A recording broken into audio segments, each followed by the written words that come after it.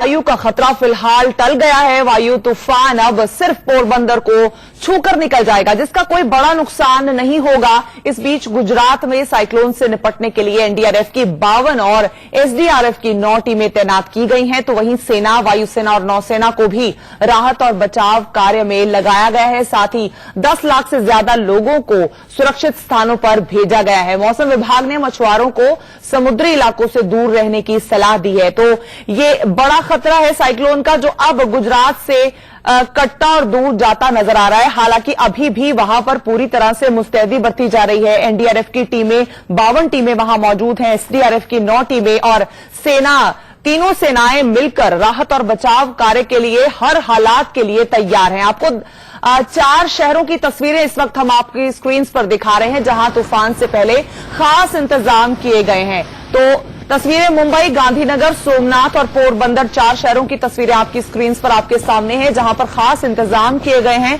ताकि लोगों को सुरक्षित रखा जा सके। लोगों की सुरक्षा सबसे इंपॉर्टेंट रखी गई है और कोस्ट लाइन, जहां जहां तटीय इलाके से जो भी एरिया ग्रस्त है, जहां पर समुद्र की लहरें जो है वो उग्र हो सकती हैं, वहां से ऑलरेडी लोगों को हटा दिया गया है और साथ ही साथ लोगों को अलर्ट जारी किया गया है, खासतौर पर मछुआरों को, कि वो इस सिचुएशन में समुद्र के अंदर बिल्कुल ना जाए।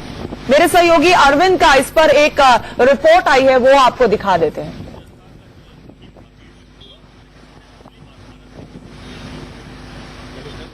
हालांकि हवा गुजरात की तरफ है और तूफान सौराष्ट्र के पोरबंदर, द्वारका की तरफ रुक करके ओमान की तरफ रवाना हुआ है, लेकिन सोमनाथ के आसपास हवाएं अब भी जैसी कि ट्रैफिक कर रही है। मेरे पीछे आप सोमनाथ मंदिर देख रहे हैं।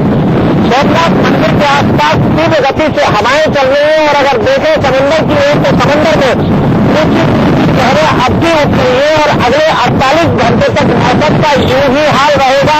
गुजरात में तेज हवाएं चलेंगी और समंदर में लहरें ऊंची ऊंची उठती रहेंगी। वायु तूफान से तो राहत मिली है, लेकिन मौसम से राहत मिलने में अभी 48 घंटे का वक्त लगेगा। व्यास के साथ इंडिया न्यूज, सोमनाथ। तो आपने ये रिपोर्ट देखी मेरे सहयोगी अरविंद की, किस तरह से हवाएं बहुत तेजी से वहां पर बह रही हैं और उनके लिए रिपोर्टिंग करना भी एक चैलेंज हो रहा है। हालांकि गुजरात में से ये साइक्लोन कमजोर पड़ चुका है, लेकिन एनडीआरएफ की जो तैयारियां हैं वो पूरी हैं। एनडीआरएफ के डीजी एसएन प्रधान से खास बातचीत की मेरे सहयोगी राकेश कुमार सिंह ने, आइए सुनते हैं। चक्रवात वायु पर बातचीत करने के लिए हमारे साथ एनडीआरएफ के डीजी एसएन प्रधान साहब हैं। प्रधान साहब, क्या स्थिति है ग्राउंड जीरो की? देखिए, ग्राउंड जीरो से जो भी मुझे खबरें आ रही हैं, अभी मैंने वहां जो हमारे डीआईजी कैंप कर रहे हैं एनडीआरएफ के, उनसे बात की, कमांडेंट से बात की।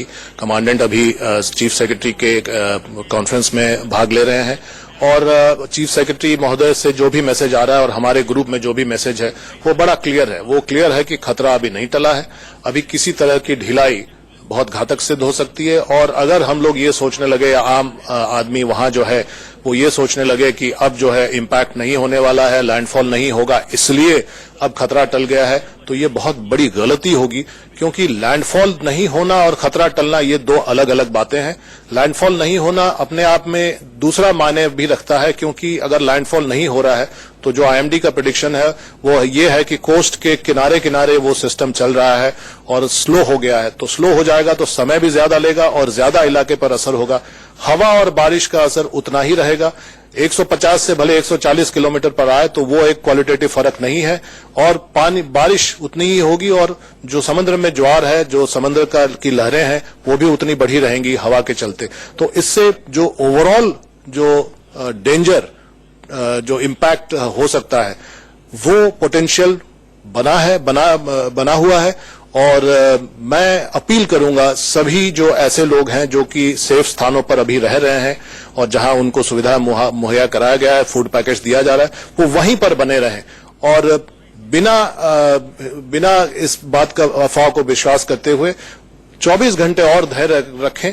अगर धैर्य रखेंगे तो इससे बहुत सहूलियत होगी, अन्यथा मुश्किल हो सकती है। अच्छा, कितनी एनडीआरएफ की टीम को तैनात किया गया है और किन किन जगहों पर गुजरात में, दीव में खासतौर पर?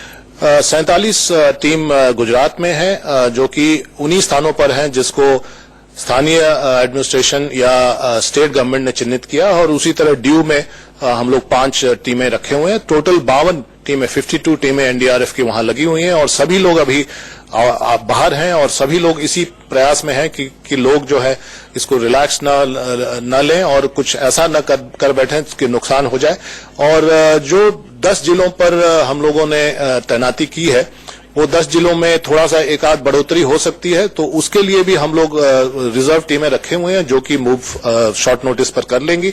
हमारे डीआईजी ने टैक हेडक्वार्टर्स सोमनाथ में रखा हुआ है जहां से वो पूरी टीमों को सुपरवाइज कर रहे हैं और मैं यहां से मुख्यालय से कंट्रोल रूम से मैं लगातार वहां से टच में हूं और जो लोकल कमांडर्स हैं उनसे डायरेक्टली मैं सैटेलाइट फोन एवं क्यूडीओ से बात कर रहा हूं और वो ये बता रहे हैं कि हवा की स्पीड बढ़ रही है और हवा की स्पीड जो है अभी पिछले 1 घंटे या 2 घंटे से और बढ़ी है, अधिक बढ़ी है। तो ये ट्रेंड जो है ये दर्शाता है कि शाम आते आते या देर दोपहर जो है ये और बढ़ने की पूरी गुंजाइश है। इसीलिए जरूरी है कि हम लोग 24 घंटा कम से कम और वॉच करें और इसमें थोड़ा सा धैर्य रखेंगे तो इसमें कम से कम गलती नहीं होगी और जान माल का नुकसान नहीं होगा। ये थे एनडीआरएफ के डीजी एसएन प्रधान, जिनका साफ तौर पे कहना है कि 24 घंटे खास तौर पर सचेत रहने की जरूरत है।